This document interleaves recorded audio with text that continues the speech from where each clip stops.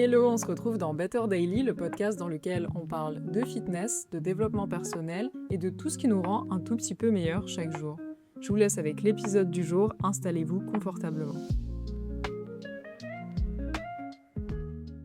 Aujourd'hui, sur les réseaux, on voit de plus en plus de gens qui filment leur prep de body, qui se lancent dans les compétitions de body, et c'est vraiment super que ça attire de plus en plus de monde.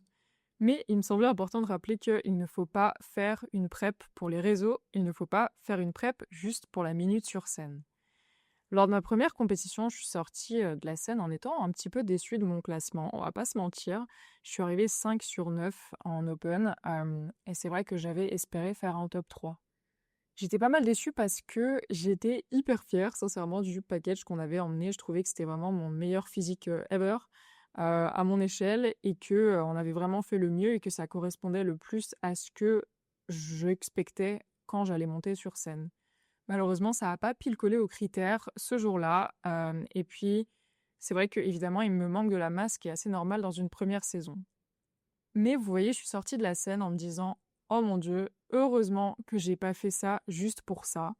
Parce que, en fait, la journée du show, c'est vraiment hyper cool dans le sens où vous êtes souvent avec vos proches, vous avez le moment, si vous êtes une fille, du maquillage où il y a genre toute une transformation physique, tout un relooking, enfin c'est assez incroyable, avec un peu la réalisation de tous les efforts que vous avez faits qui se matérialisent en un moment, en une seconde sur scène.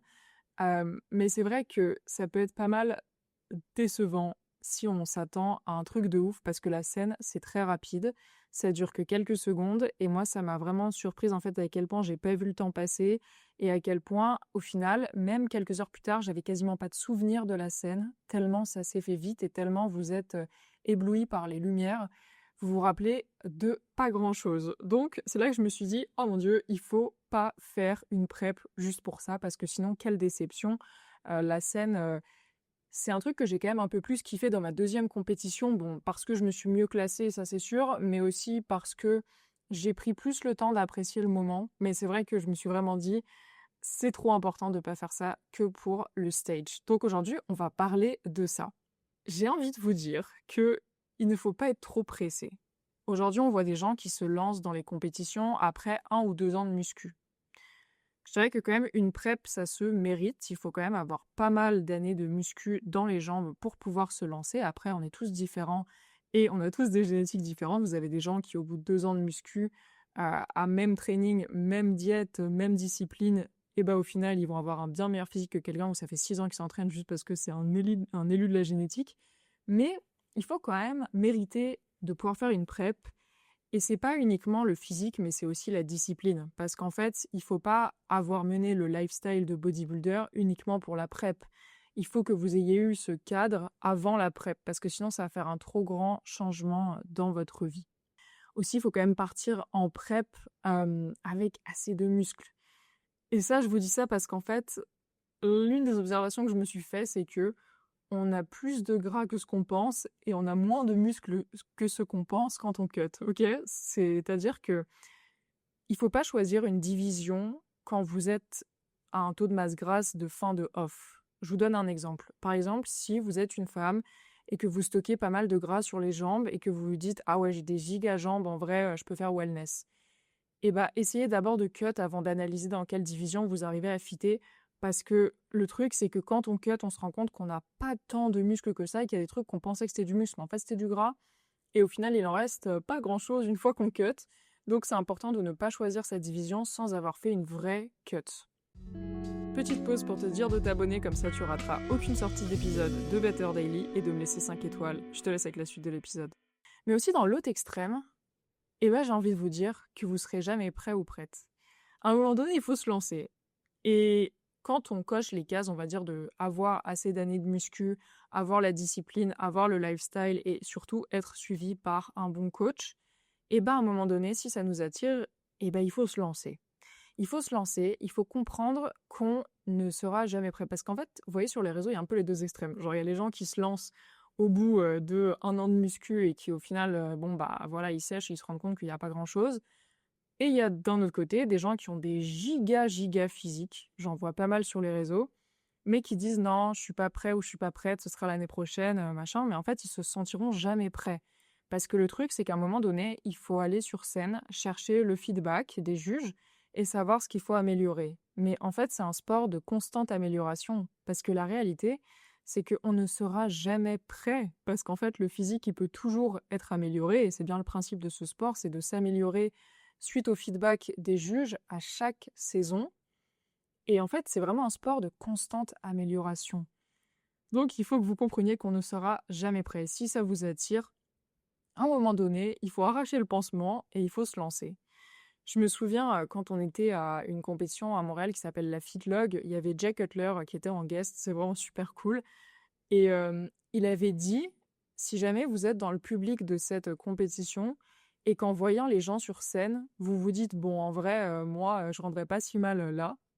Et bah, tentez-le, arrêtez d'attendre et c'est vraiment hyper important, en fait, ce jour-là. C'est vrai que, bon, moi, j'avais déjà décidé que j'allais me lancer un jour, mais en fait, ça a ramené un peu le un jour, plus proche dans le sens où, bah, je me suis dit: «Franchement, ça fait longtemps que je m'entraîne». Après, ça fait pas hyper longtemps que je m'entraîne de manière ultra optimale, mais j'ai le lifestyle de bodybuilding, je suis capable de faire ça et en fait, il faut se lancer même si vous vous sentez pas 100 prêt ou 100 prête et je vous assure que vous vous remercierez tellement, vous serez tellement, tellement fiers de vous.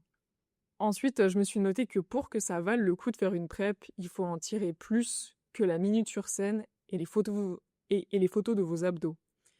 Ce que la prep vous apprend, c'est quel est l'essentiel pour vous. En fait, si vous arrivez à des niveaux de body fat assez deep pour que vous arriviez dans ce stade un peu méditatif dont je vous ai parlé sur l'épisode sur la prep, où vous avez en fait tellement peu d'énergie, vous êtes tellement au bout de votre vie qu'en fait, il y a un aspect mental qui vous force à vous concentrer sur l'essentiel dans votre vie, un vrai besoin vital de couper le noise, de couper les gens qui vous pompent l'énergie, de couper les activités que vous aimez pas et qui vous pompent l'énergie et qui sont pas bénéfiques pour vous et en fait, du coup, ça vous force à comprendre ce qui est essentiel dans votre vie et surtout à vous prouver ce, de quoi vous êtes, capable et c'est vraiment le plus beau, je trouve, apprentissage avec, la prep qu'on peut avoir, c'est on est capable de faire quoi dans cette vie finalement et qu'est-ce qui compte pour nous? Et je dirais que ce learning-là, il compte tellement 50 fois plus que la seconde que vous allez passer sur scène, que pour que la prep vaille le coup, il faut que vous arriviez à en tirer autre chose que les photos de vos abdos, qui d'ailleurs disparaîtront, au bout d'un moment post-show et également la minute que vous passerez sur scène. Il y a un autre truc dont il faut qu'on parle, hein, c'est, le retour d'expérience sur le stage et ce qu'on voit sur les réseaux. Mon message, ce serait: méfiez-vous de ce que vous voyez sur les réseaux. Vous savez, quand on se lance, dans une, prep et bah, on s'imagine quand même bien se classer. Quand c'est notre première compétition, on va pas se dire: «Vas-y, je vais gagner». Moi, je me suis jamais dit: «Je vais gagner», mais j'ai essayé de viser au moins un top 5, un top 3, vous voyez? Mais c'est sûr que personne se dit: «Vas-y, j'y vais pour perdre», on est bien d'accord, on y va quand même pour gagner. Le truc, c'est qu'il y a qu'un seul gagnant. Il y a qu'un seul gagnant, la plupart des gens perdent et ça, on le voit pas sur les réseaux parce que sur les réseaux, on voit surtout les paillettes, on voit surtout les médailles, et on se rend pas compte de tout ce qu'il y a derrière. Il y a un truc qu'il faut que vous vous rendiez compte, c'est que sur les réseaux, vous allez voir beaucoup de médailles, mais vous allez pas avoir le contexte. Le contexte, c'est qu'il y a pas mal de gens qui ont une médaille juste parce que ils sont seuls dans leur classe ou juste parce que ils sont 3 ou moins dans leur classe et du coup, souvent, c'est le top 3 qui a une médaille. Parfois, c'est le top 5, mais en gros, souvent, c'est le top 3. Donc forcément, si vous êtes 3, et ben vous aurez une médaille. Mais peut-être que vous êtes arrivé dernier, vous voyez? Genre, si vous êtes arrivé 3 sur 3, vous aurez une médaille et vous pourrez mettre, «J'ai fait top 3» sur les réseaux, sauf que personne le saura et du coup, ça rend le truc où on a l'impression que waouh, mais il y a tout le monde qui gagne, il y a tout le monde qui fait des podiums et tout. Mais rendez-vous compte que dans des shows, il y a des gens qui sont seuls. Je pense notamment aux shows en France, les régionaux NPC, il n'y a pas beaucoup de monde. Un régional NPC au Canada comparé à un régional NPC en France, ça n'a rien à voir en termes de niveau et de nombre de gens. C'est vraiment complètement différent. Donc rendez-vous compte que parfois les gens sont seuls ou les gens sont 3 et c'est pour ça qu'ils ont une médaille. Ensuite, le niveau est différent à chaque compétition, c'est plus ou moins stacked Et du coup, votre classement, il est relatif. Parce que, par exemple, si vous êtes arrivé deuxième dans une catégorie où vous étiez que 2, OK, versus, si vous êtes arrivé, 2e sur un show où vous étiez 15 dans votre classe, où il y avait un giga niveau, et bah, c'est la même médaille, mais ça a pas du tout la même valeur. Donc, en fait, si vous sortez de scène et que vous avez pas de médaille, vous allez peut-être vous sentir un peu comme une merde parce que vous allez vous dire, bah, moi, je vois tous les gens sur les réseaux qui ont une médaille, ils font les photos avec les médailles, et moi, j'en ai pas et je suis vraiment une merde et tout. Mais rappelez-vous à ce moment-là que les gens vous montrent ce qu'ils veulent vous montrer. Et parfois, ils ont une médaille parce qu'ils étaient seuls dans leur classe ou parce que, juste, il y avait pas de niveau ou voilà. Donc c'est vraiment à relativiser. Si jamais vous avez fait un top 5 sur un très gros show et bah, c'est génial et même si c'est que le top 3 qui a une médaille, bah, c'est génial et en fait, il faut pas se comparer aux autres, il faut se comparer au vous de la compétition d'avant, au vous de la saison d'avant et c'est ça qui rend, ce sport, vraiment, beau. Mais c'est important d'aimer le processus, de la prep. Moi, c'est vrai qu'on me disait beaucoup ça pendant que j'étais en prep, on me disait: «Il faut que tu aimes le process, il faut» voilà et en fait, je comprenais pas vraiment la valeur du mot «aimer» le processus parce que je me disais: «Mais attends, mais il y a rien de kiffant là-dedans». Je veux dire, je suis complètement au bout de ma vie. Certes, je l'ai choisi, mais je veux dire, je suis affamée, je suis épuisée, je suis pas bien. C'est quoi que les gens aiment là-dedans? Et je me souviens dire à Arthur: «Mais je comprends pas, c'est quoi que les gens aiment là-dedans?» J'ai l'impression qu'il y a plein de gens qui glamourisent la prep. Il y a plein de gens qui disent, «Oh j'adore, ça commence à tirer et tout». Moi j'étais en mode: «Mais putain, enfin non, genre j'adore pas, genre vraiment c'est horrible, vous voyez? Genre c'est de la souffrance qu'on choisit, mais c'est de la souffrance, donc je comprends pas comment les gens ils adorent».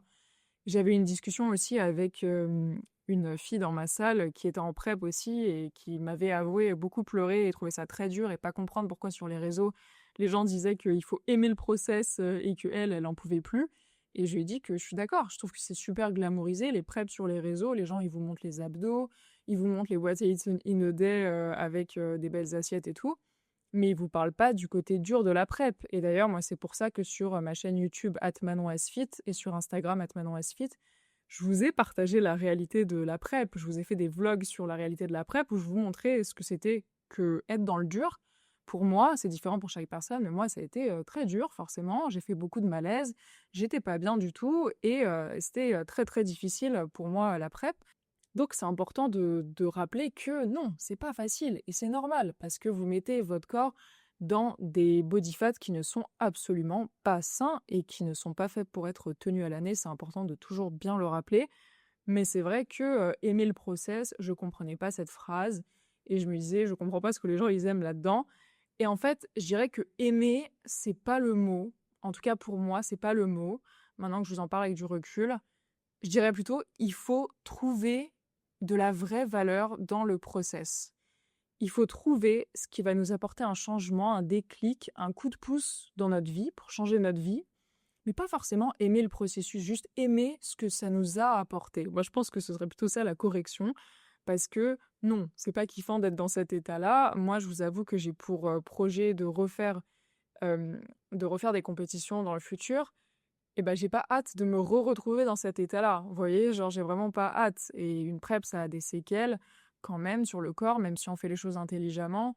Bah, moi, je continue encore de perdre pas mal de cheveux actuellement, par exemple. J'ai pas retrouvé un équilibre hormonal, top et ça va prendre du temps, mais c'est normal parce que vous mettez votre corps dans des vraiment, hein, dans des niveaux, bref. Donc c'est important de, ne pas trop croire ce que vous voyez sur les réseaux quand vous voyez des gens qui glamourisent, les abdos de la prep et tout, les veines, machin. Oui, c'est cool, je suis la première à mettre des stories, quand je vois, des veines sur mes abdos et que je suis en mode: «Waouh» et tout. Mais je montre aussi la réalité parce que je pense que c'est important de rappeler aux gens que le processus, il est très, très, très difficile et qu'il faut trouver de la vraie valeur là-dedans et c'est comme ça que je vous conseillerais d'aborder les choses. Et on va terminer cet épisode avec un petit tips final. J'aime bien faire ça à la fin des épisodes de podcast.